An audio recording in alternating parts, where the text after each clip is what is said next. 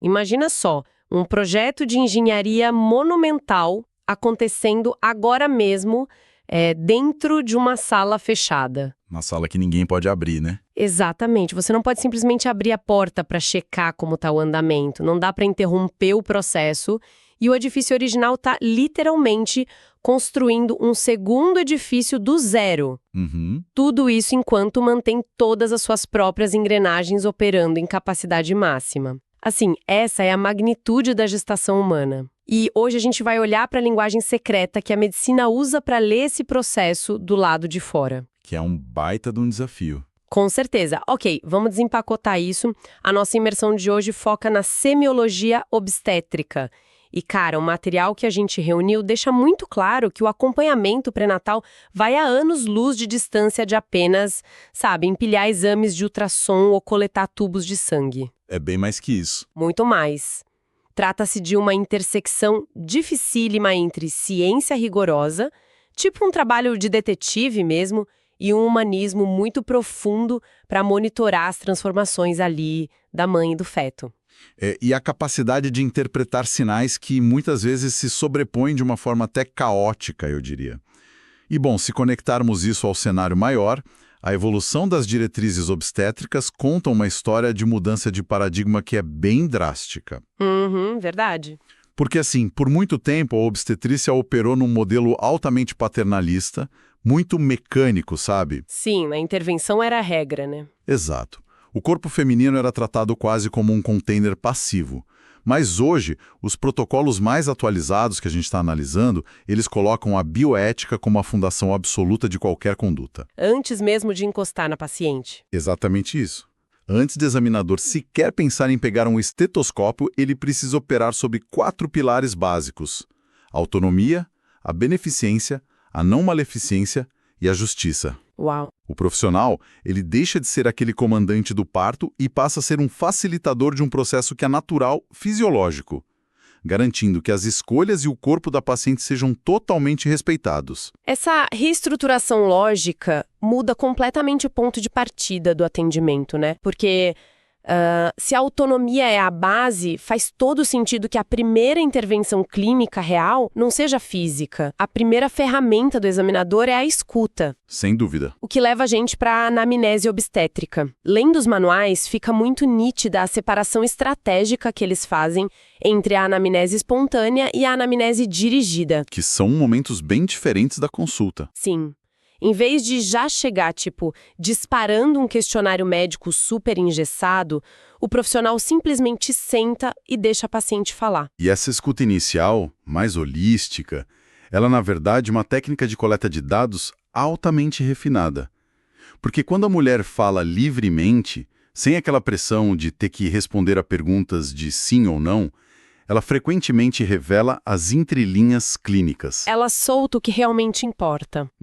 O examinador consegue captar, por exemplo, o peso de um luto gestacional anterior, os níveis de ansiedade, que com certeza vão impactar a adesão dela ao pré-natal. Claro. E clinicamente falando, é nesse espaço de não julgamento que a paciente se sente segura para verbalizar dados super críticos que, numa situação normal, ela esconderia. Faz todo sentido, porque se começa a consulta já com aquele tom inquisitório, a pessoa levanta uma barreira na hora. Imediatamente. Real. E só depois de estabelecer essa ponte, essa confiança, é que entra na anamnese dirigida, que é onde a gente amarra os dados epidemiológicos. A idade, a etnia e até a profissão da paciente já entram num cálculo imediato de risco. A epidemiologia meio que orienta a suspeita clínica ali.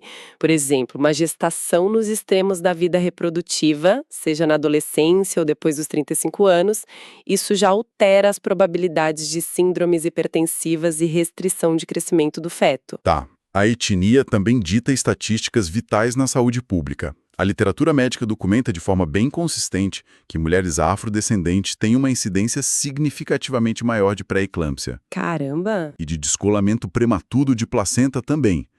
E como você mencionou, até a ocupação entra no mapa. O examinador tem que saber se aquela mulher passa 12 horas em pé, trabalhando, se ela carrega peso extremo ou se tem exposição a agentes químicos. Nossa, o que me chamou muita atenção nesse rastreamento de antecedentes foi como o histórico reprodutivo é codificado. Os prontuários usam aquela sigla GPA ou a versão mais completa que é GPPAL. Gesta, parto, termo, parto, pré-termo. Aborto e filhos vivos. Exato. É muito louco porque é tipo olhar para o número do chassi de um carro, sabe?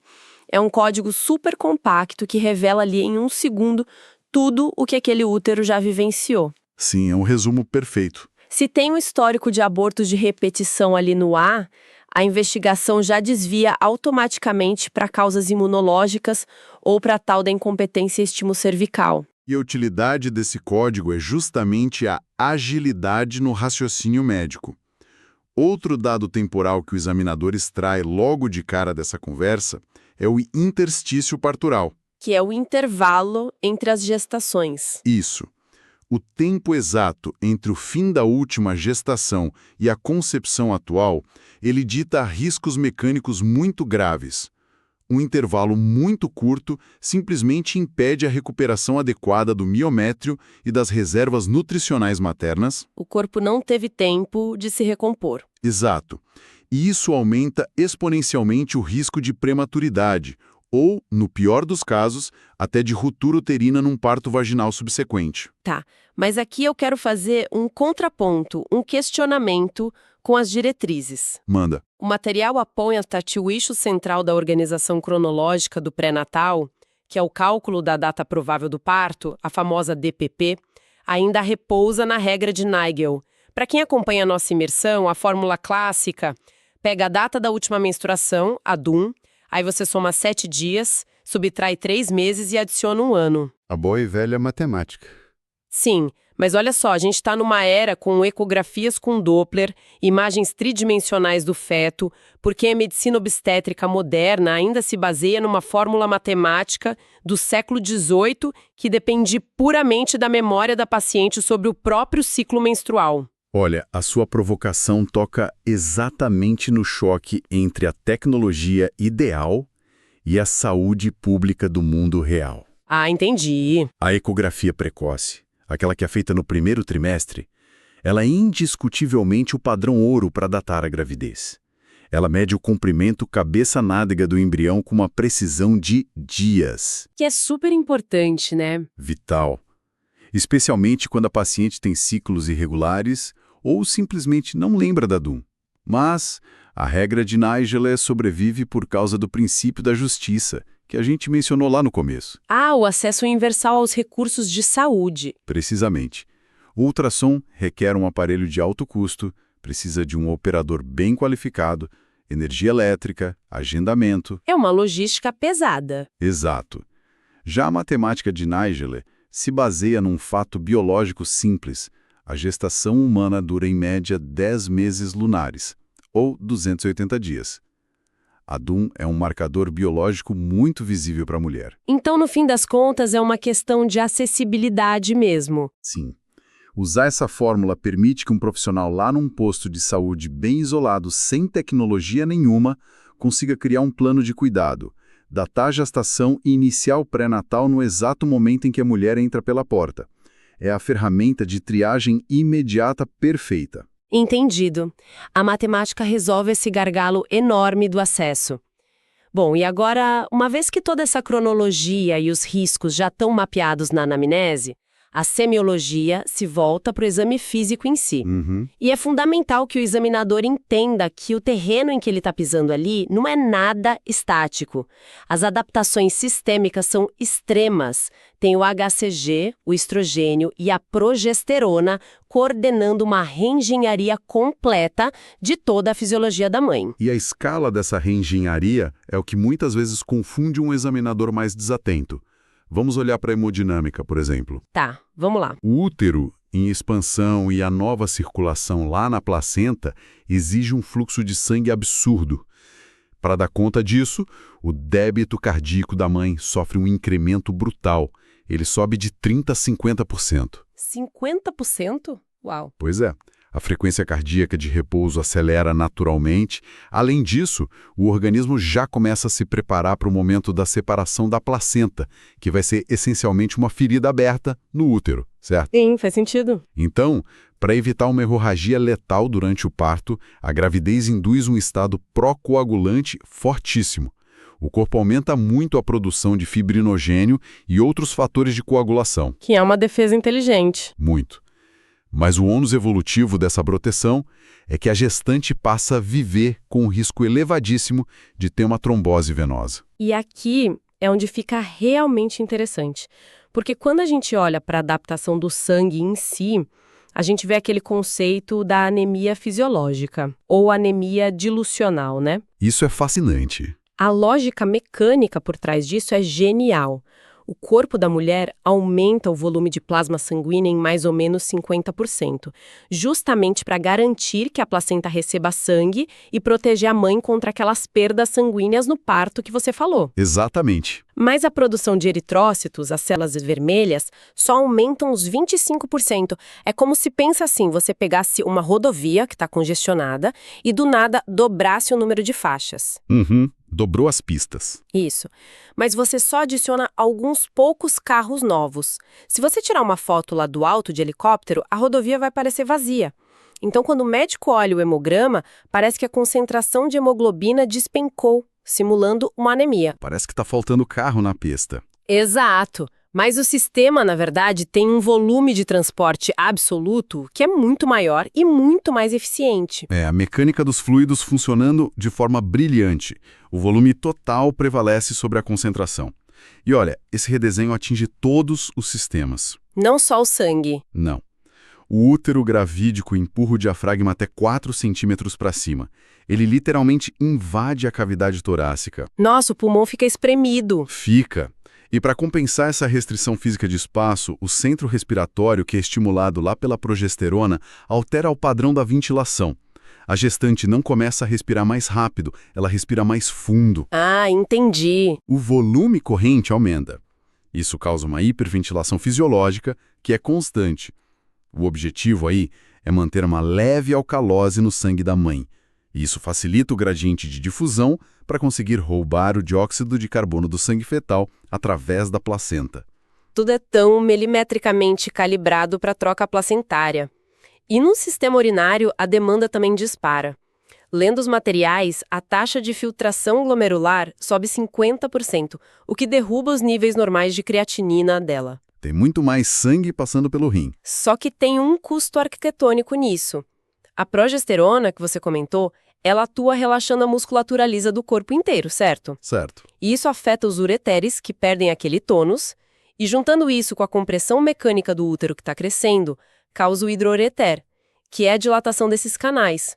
A urina fica meio estagnada ali, criando o ambiente perfeito para infecções do trato urinário. Que são um verdadeiro pesadelo obstétrico. Sim. E esse mesmo relaxamento da musculatura lisa pela progesterona também explica o colapso temporário do sistema digestório. O esfíncter esofágico inferior perde a competência, então o ácido do estômago reflui livremente. A famosa azia da gravidez. A pilose, exatamente. Aquela queimação contínua. O trânsito intestinal também desacelera para poder maximizar a absorção de nutrientes, o que resulta na constipação. Nossa, o corpo dela muda de ponta a ponta. E tem mais. No campo endócrino, o hormônio lactogênio placentário, o HPL, ele age como um antagonista direto da insulina materna. Ele força a mãe a ter uma resistência insulínica periférica. Mas por que o corpo faria isso? O objetivo fisiológico é impedir que as células da mãe consumam toda a glicose que está circulando, garantindo que o açúcar passe livremente pela placenta para ir alimentar o feto que está crescendo super rápido. Faz sentido, prioridade máxima para o bebê. Exato. Mas aí o pâncreas da mãe tem que trabalhar dobrado para não entrar num quadro de diabetes gestacional. É uma linha muito tênue. E sem contar a parte biomecânica, né? O centro de gravidade da mulher se desloca para frente. Isso força a coluna lombar a criar uma hiperlordose para ela simplesmente não cair de cara no chão. A marcha muda completamente. Sim, e ainda tem o hormônio relaxina, que começa a afrouxar os ligamentos lá da sínfise púbica e das articulações sacroiliacas. Isso alarga a base de sustentação, criando aquela marcha anserina clássica, tudo para preparar a pelve para a passagem do bebê. É um caos organizado. E diante de tudo isso, o examinador tem a difícil tarefa de diferenciar o que é só uma adaptação extrema da gravidez e o que já virou uma patologia. E essa é a essência do raciocínio clínico na semiologia. Porque uma falta de ar mais discreta e uma taquicardia leve são consequências naturais de todas essas alterações que a gente acabou de citar. Tá, mas qual é o limite? Então, se a dispneia ocorre com a paciente em repouso absoluto, ou se a pressão arterial ultrapassa os limites normais que já são compensatórios, aí o limiar da fisiologia foi rompido. A arte da medicina aí é saber até onde o corpo aguenta esticar antes de quebrar. E toda essa complexidade de sintomas simulando várias condições clínicas diferentes leva a gente direto para o desafio do diagnóstico. Porque pensa bem, se a amenorreia e as náuseas podem ser causadas por estresse, disfunções hormonais ou um distúrbio gastrointestinal, a medicina precisa categorizar os sinais com um rigor máximo. Para não cometer erros. Exato. Os protocolos dividem o diagnóstico em sinais de presunção, probabilidade e certeza. Presunção engloba aquelas queixas subjetivas e sistêmicas e as mudanças iniciais nas mamas, tipo os tubérculos de Montgomery e o surgimento do sinal de Hunter, que é aquela areola secundária mais clara. Basicamente, a paciente relatando o que está sentindo ou notando no espelho. E isoladamente a presunção não sustenta de jeito nenhum um diagnóstico viável. Aí a probabilidade entra em cena quando o examinador detecta modificações anatômicas que são palpáveis ou visíveis lá no trato reprodutor. Ah, no exame clínico. Isso. Aquele aumento brutal do fluxo sanguíneo pélvico que discutimos, ele congestiona muito a mucosa da vulva e da vagina, dando uma coloração violácea intensa, que é o que a gente chama de sinal de Chadwick ou Jacqueminot. Certo. E tem também o sinal de Egar. Como o útero está retendo líquido e respondendo àquela bomba de hormônios, a região do istmo, que é a transição entre o corpo e o colo do útero, fica extremamente amolecida ao toque bimanual. E também tem o útero globoso, o sinal de Noble-Boudin. Tá, e é nessa categoria de probabilidade que as coisas ficam super contraintuitivas para mim. Porque eu imagino que, ao identificar esses sinais todos na anatomia, o próximo passo lógico seja pedir aquele famoso exame de laboratório, o beta-HCG, para bater o martelo e já pular para os sinais de certeza. Mas aí que tá. Mas os materiais colocam o teste laboratorial de HCG apenas como um sinal de probabilidade. Quer dizer que detectar o hormônio circulando não comprova para a semiologia estrita que existe um embrião viável ali. O que é fascinante aqui é exatamente essa distinção entre tecido placentário e o desenvolvimento fetal em si. O teste de HCG detecta a fração beta da gonadotrofina coriônica humana. Ok. Esse hormônio é produzido pelo sincitiotrofoblasto, que é o tecido embrionário que lá na frente vai formar placenta. Então, ter HCG alto no sangue só confirma que tem atividade trofoblástica ativa no corpo, mas isso não garante que existe um feto saudável se desenvolvendo. Espera, sério? Não garante? Não. Pode ser uma gestação anembrionada, onde o saco gestacional e a placenta até se formam, mas o embrião não progride. Ou pode ser uma doença trofoblástica gestacional, tipo a mola hidatiforme, que é um crescimento tumoral totalmente anômalo desse tecido. Então, assim, o exame de sangue atesta que o ambiente foi preparado, mas não atesta o habitante. O laboratório prova o terreno, mas não prova a construção do edifício. Caramba! E para o diagnóstico finalmente entrar na categoria de certeza, o examinador precisa ter uma evidência irrefutável do próprio feto. Sem espaço para dúvidas. O que só acontece de 3 maneiras, pelo que vi. A ausculta dos batimentos cardíacos fetais, a percepção direta da movimentação do bebê pelas próprias mãos do médico e a visualização estrutural ali na tela do ultrassom. Exatamente isso. E se a certeza exige sentir e ouvir o concepto, isso já lança a gente diretamente na cartografia do exame físico obstétrico. Que é um momento crucial. E o exame físico exige muita técnica e até um preparo geométrico, sabe? A paciente não pode ser examinada de qualquer jeito. A bexiga precisa estar totalmente vazia para não deslocar o útero para cima, o que poderia falsear as medidas. E as pernas? Os joelhos devem estar levemente fletidos, isso remove a tensão da musculatura do abdômen e aí a palpação consegue atingir a profundidade necessária. A inspeção inicial já avalia estrias, o formato do abdômen e se tem cicatrizes uterinas prévias, que podem ser um risco para ruptura, por exemplo. Mas a técnica mais decisiva e de menor custo ali é a mensuração da altura uterina. Sim, o médico usando só uma fita métrica inelástica. Ele fixa a ponta ali na borda superior da sínfise púbica e vem acompanhando a curvatura da barriga até achar a delimitação do fundo do útero. É um procedimento muito simples. É de uma simplicidade quase analógica num mundo que é hipertecnológico hoje. E a genialidade disso, como as fontes detalham, não está naquela medida isolada de um dia.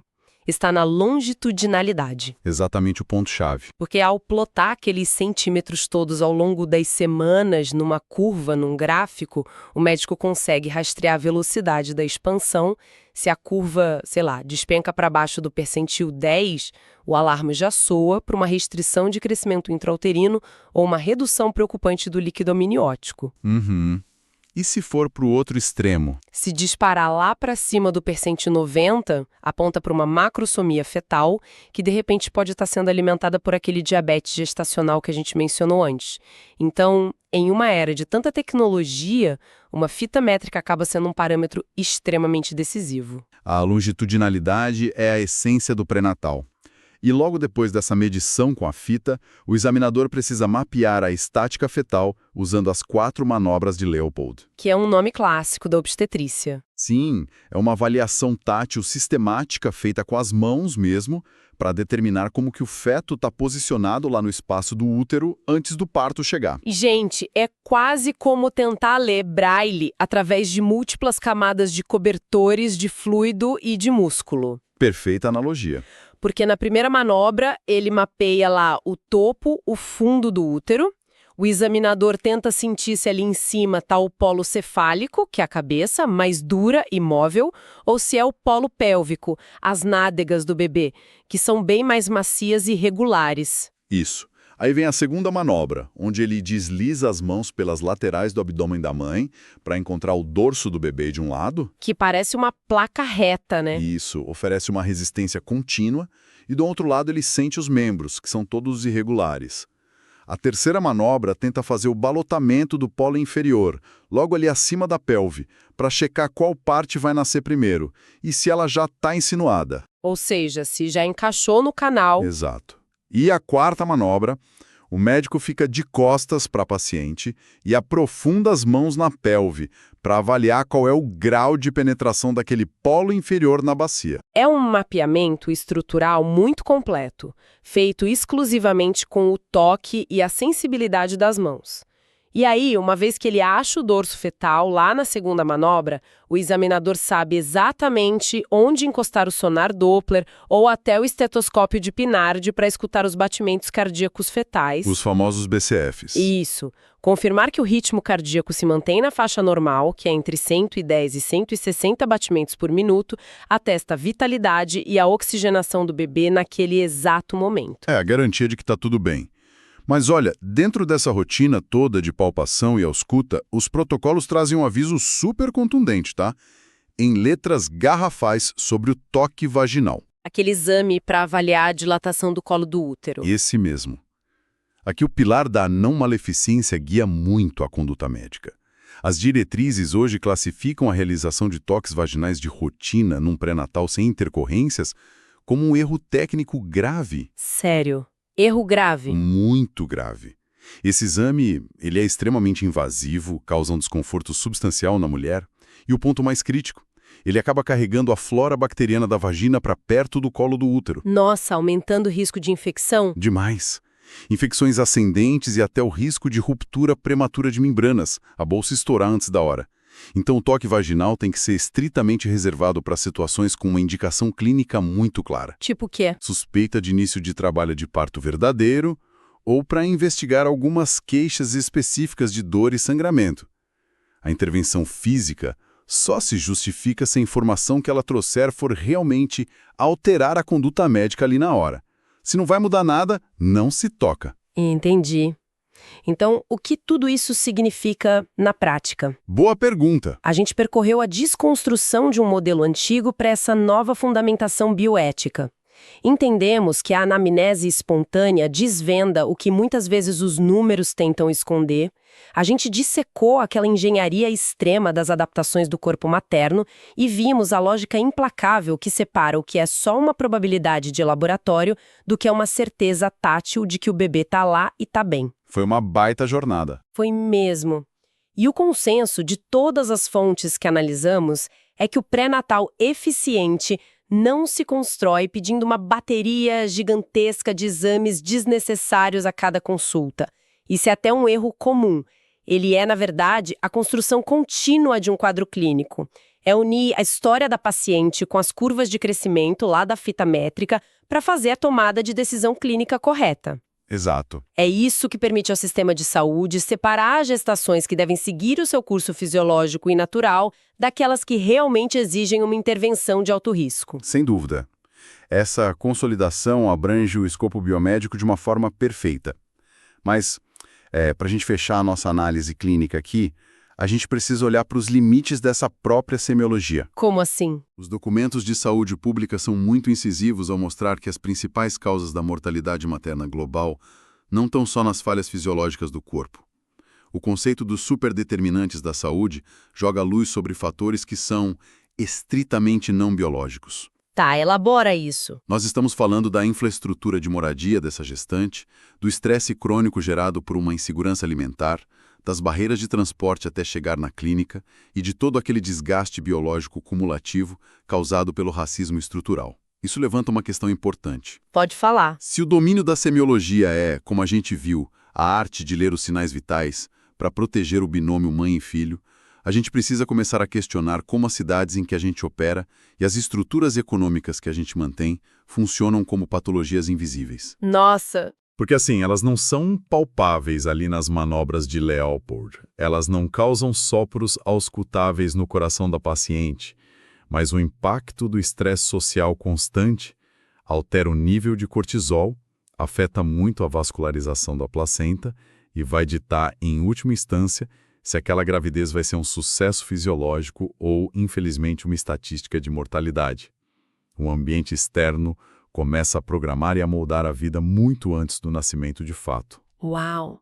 É uma colisão bem brutal entre a biologia interna e toda essa infraestrutura social externa. É para se pensar. Que análise fantástica e super densa que a gente teve. Para quem acompanha a nossa imersão, eu acho que a reflexão final fica muito clara. Decifrar uma gravidez vai, assim, muito além da ultrassom. Exige ouvir os silêncios, entender toda a física dos fluidos daquele corpo incrível e conseguir ler o mapa invisível que é desenhado pela sociedade ao redor dessa mãe. A gente fica por aqui. Continuem questionando os processos, mantenham a mente sempre aberta para a ciência e até a nossa próxima análise.